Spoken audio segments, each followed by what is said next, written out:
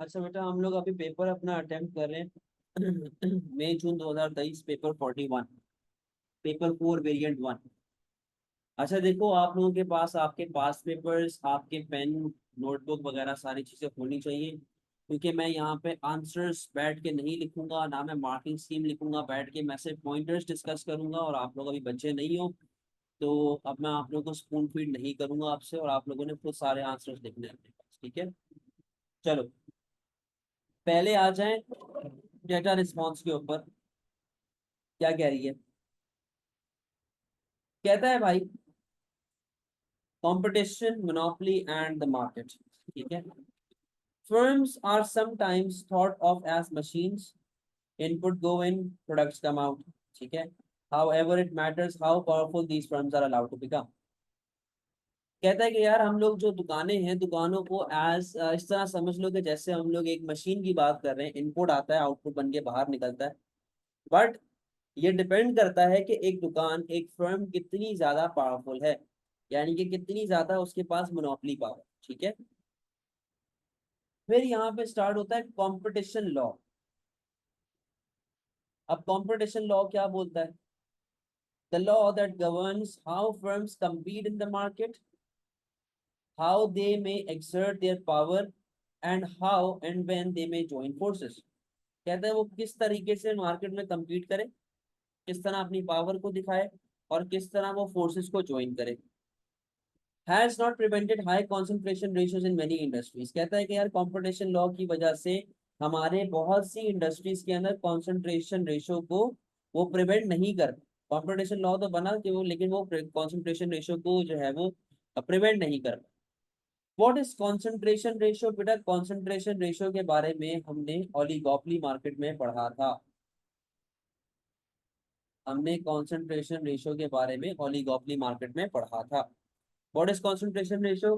कि भाई लेट से हमारे पास एक इंडस्ट्री में 10 फर्म्स हैं, A B C D E F G करके, इस तरह 10 दुकानें। उन 10 दुकानों में से जो टॉप 4 हैं, यानी कि A B C और D, ये जो टॉप 4 हैं, इनका मार्केट शेयर सबका मिला के मोर देन 50% है। ये होता है कॉन्सेंट्रेशन रेशियो। कि जो टॉप 4 आपकी दुकानें हैं, टॉप 4 आपकी जो इंडस्ट्रीज हैं, उनकी मार्केट शेयर सबका मिला के मोर देन 50% बनता है। इसे हम लोग कहते हैं कॉन्सेंट्रेशन रेशियो। सही। आगे और, global monopolies have been created in the name of free market capitalism. Mergers have been approved and monopolies tolerated under the assumption that they are efficient। अरे, मर्जर्स अप्रूव हुए हैं किस बेसिस पे? कि वो मोनोपोली ये बात कहती है कि हम लोग एफिशिएंट हैं। Their ability to enable innovation is relied upon to justify these monopolized industries। कहता है कि यार, हम लोग इनोवेशन वगैरह लेके आते हैं, तो इसलिए हम लोग जी बड़े अच्छे हैं, और हमारे हमें जो है ना, ये सब लॉस हमारे ऊपर इजी करने चाहिए। Competition law is being used to protect a narrow set of public interests based on the idea of consumer welfare। कहता है कि कंपटीशन लॉ जो है वो किस लिए बनाया गया था? वो बनाया गया था कंज्यूमर वेलफेयर के लिए। The test applied by the law is whether any change will result in lower prices for consumers and thus is beneficial। कहता है कि यार, ये जो टेस्ट हम लोग अप्लाई कर रहे हैं, ये इसलिए अप्लाई कर रहे हैं ताकि हमारे कंज्यूमर्स को लोअर प्राइसेस मिल सके, और वो उनके लिए बेनिफिशियल रहे। This is regardless of how monopolise the resulting market structure. एक सेकंड, सॉरी।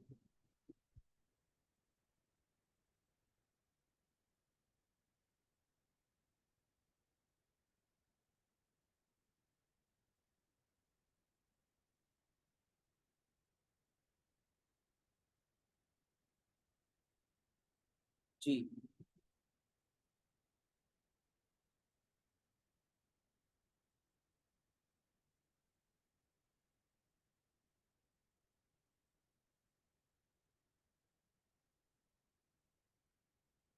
तो मैं ये कह रहा था कि भाई, this is regardless how monopolise the resulting market becomes. कहता है कि कितनी भी मोनोपोली क्रिएट हो जाए, उससे एज सच कोई भी मसला नहीं है। हम लोग तो कंज्यूमर वेलफेयर की बात कर। The logic that focuses on consumer price is flawed. कहता है कि जो लॉजिक हम लोग यूज करते हैं कंज्यूमर प्राइसेस के लिए, उसमें मसला है, फ्लॉड है।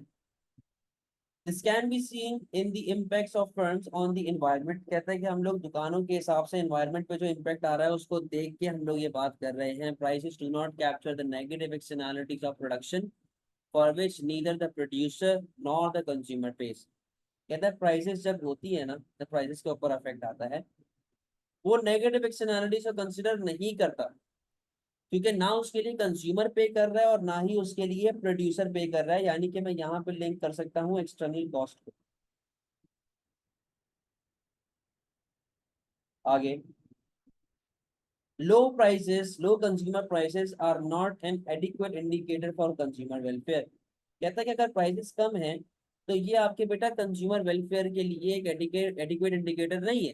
क्योंकि प्राइसेस कम होने का लाजिम मतलब ये थोड़ी है कि कंज्यूमर वेलफेयर मैक्सिमाइज हो रहा है, वेलफेयर लॉस नहीं हो रहा। आप शराब है या सिगरेट है, सिगरेट तो सस्ती है ना भाई, लेकिन उससे फिर भी सोसाइटी को नुकसान होता है। The low wage price spiral keeps pushing for cheaper goods and services to increase the profitability of the firm। कहता है कि यार जब हमारे पास प्राइसेस कम है और वेज स्पाइरल हमारे पास कम चल रहा है, इसका मतलब क्या है कि बेटा हमारी कॉस्ट ऑफ प्रोडक्शन फॉल होगी। और जब हमारी कॉस्ट ऑफ प्रोडक्शन फॉल होगी तो अपना गुड भी सस्ता होगा, सर्विस भी सस्ती होगी और अपनी प्रॉफिटेबिलिटी बढ़ना स्टार्ट होगी। The result is that workers are paid less. इसका रिजल्ट क्या है? वर्कर्स को कम पैसा दिया जाता है। लो prices cause unequal bargaining position between powerful employers and workers and between powerful buyers and small independent suppliers। कहता है कि जब प्राइसेस कम होती है ना, तो बेटा उससे आपकी बार्गेनिंग पावर पे भी इफेक्ट आता है, आपकी बार्गेनिंग पोजीशन पे भी इफेक्ट आता है। किस तरह इफेक्ट आता है कि आपके पास पावरफुल एम्प्लॉयर है और हल्के वर्कर्स हैं। यानी कि मैं ये कह सकता हूँ कि यहाँ पर आपकी मुनाफसनी ज्यादा पावरफुल है, मुनाफसनी पावरफुल देन वर्कर्स या फिर ट्रेड यूनियन। तो मुनाफसिनी के पास पावर है ना ज्यादा, क्योंकि उसने बोला है मैं पावरफुल एम्प्लॉयर्स, और पावरफुल एम्प्लॉयर्स आपके होते हैं मुनाफसिनी में। And between powerful buyers and small independent suppliers. बेटा पावरफुल बायर का मतलब ये है कि बड़ी दुकान, जैसे कि मैं ये कहूँ, अब सैमसंग अगर किसी दुकान से अपने कैमरे का लेंस लेता है, तो Samsung is a very big buyer ना ऑफ दैट लेंस। तो बेटा सैमसंग जो है वो इजीली अपने सप्लायर को मैनिपुलेट कर सकता है कि भाई अगर तुमने एप्पल को अपना लेंस बेचा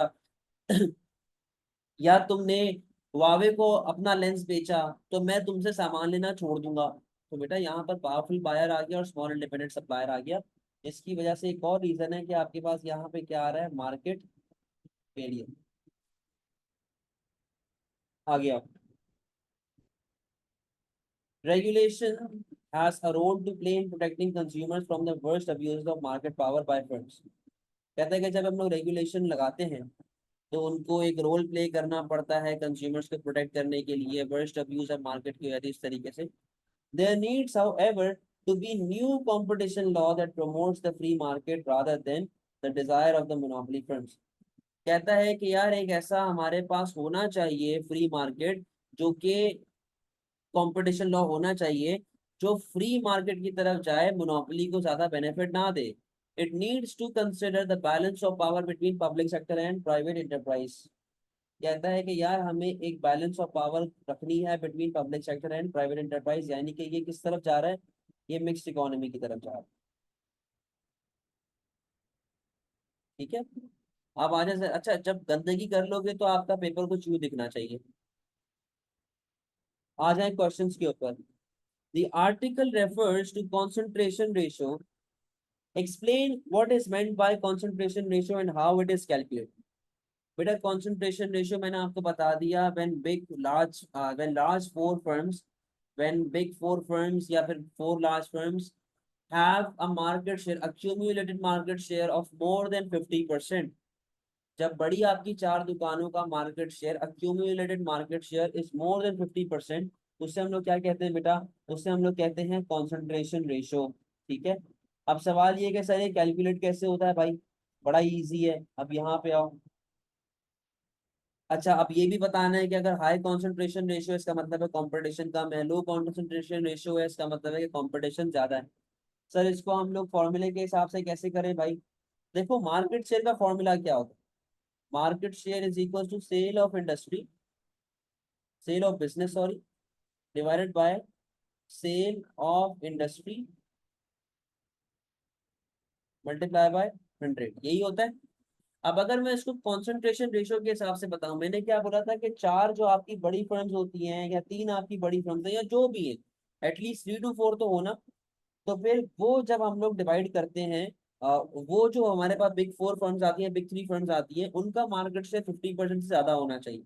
तो अब यहाँ पे सेल ऑफ बिजनेस की बजाय आप छोटी सी एडिशन क्या करेंगे, आप यहाँ पे लिखेंगे sale of 4 large firms, total sale of 4 large firms, यानी कि इनका sum divide by sale of industry. अगर तो आंसर 50% ज्यादा आता है, इसका मतलब है कॉन्सेंट्रेशन रेशियो आपके पास आ गया और आप ओलिगोपोली मार्केट। लेस देन 50% आता है, इसका मतलब है कि भाई आप कॉन्सेंट्रेशन रेशियो के अंदर इधर नहीं, कोई मसले वाली बात।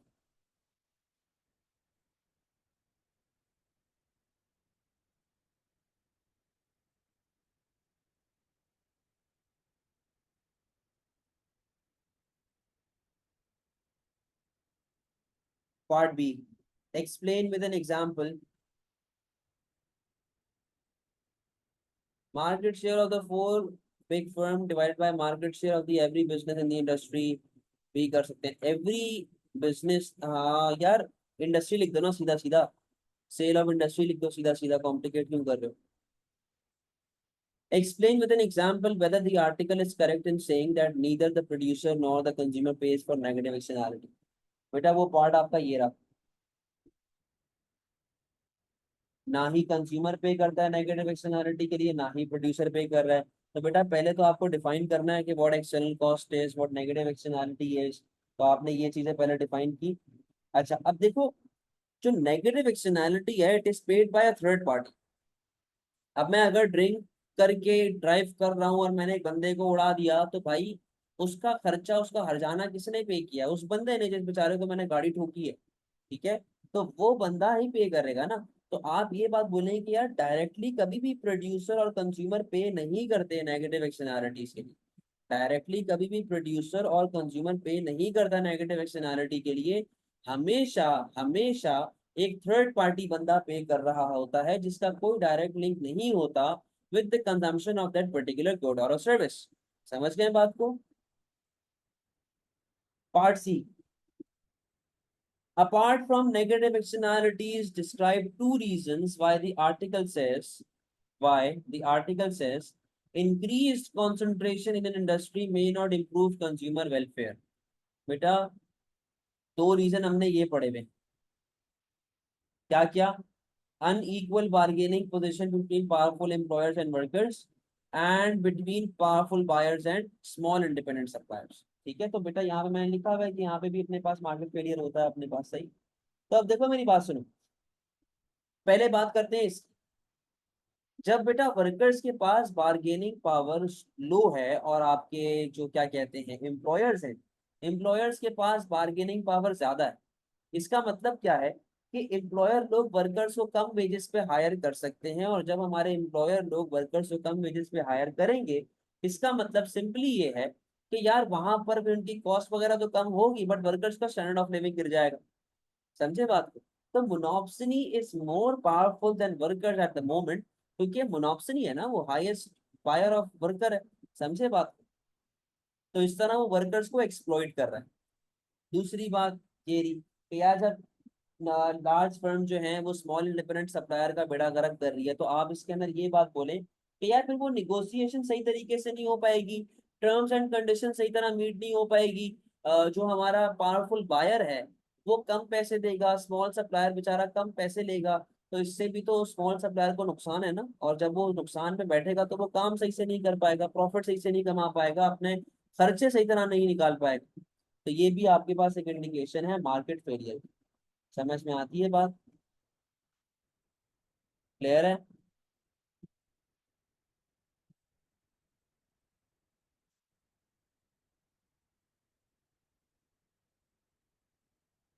आगे आ जाओ। the article says the article says that monopolies sorry, the article says that monopolies are tolerated because they are efficient, कहता है कि मोनोपोलीज आर टॉलरेटेड बिकॉज वो एफिशिएंट होती हैं. Assess with the help of diagram whether economic theory supports the idea that monopolies are efficient. बेटा, तो जब वो एफिशिएंसी की बात यहाँ पे लेके आ रहा है तो आप स्टार्ट करेंगे अपना answer by defining what productive and allocative efficiency is. आपने सबसे पहले तो उसको ये बात बता दी, ठीक है. यहाँ पे क्या हिसाब किताब होता है, M C is equal to A R पे आप एलोकेटिवली एफिशिएंट होते हैं, एटीसी मिनिमम पे प्रोडक्टिवली एफिशिएंट होते हैं, पूरी कहानी बता. अच्छा, अब यहाँ पे उसने बोला विद डायग्राम ना, तो आपने यहाँ पे डायग्राम कौन सी बनानी है, आपने यहाँ पे बनानी है मोनोपोली की डायग्राम. कौन सी वाली? प्रॉफिट मैक्सिमाइजिंग वाली, जहां पर वो M C is equals to M R पे ऑपरेट करते हैं, जहां पर ना ही वो प्रोडक्टिवली एफिशिएंट होता है और ना ही वो एलोकेटिवली एफिशिएंट होता है. आपने ये बना के उसको एक्सप्लेन करनी है प्रॉपर डायग्राम. सही है. प्रॉपरली उसको सारी बातें आपने यहाँ पे बता देनी है. मार्केट फेलियर की जरूरत नहीं है. समझे बात को? अब जब आपने ये बातें सारी उसको बता दी है ना, तो डायग्राम को प्रॉपरली आपने एक्सप्लेन किया, कंक्लूजन क्या करोगे आप एक्सप्लेन करने के बाद?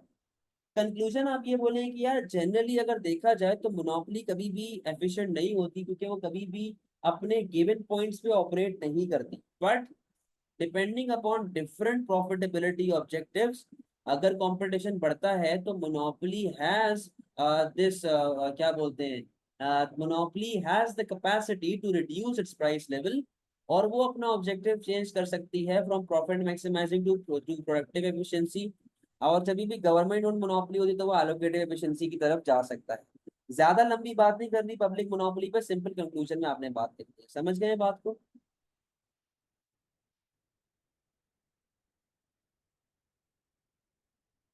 जी यही. ठीक है, तो ये आपका था डेटा रिस्पॉन्स.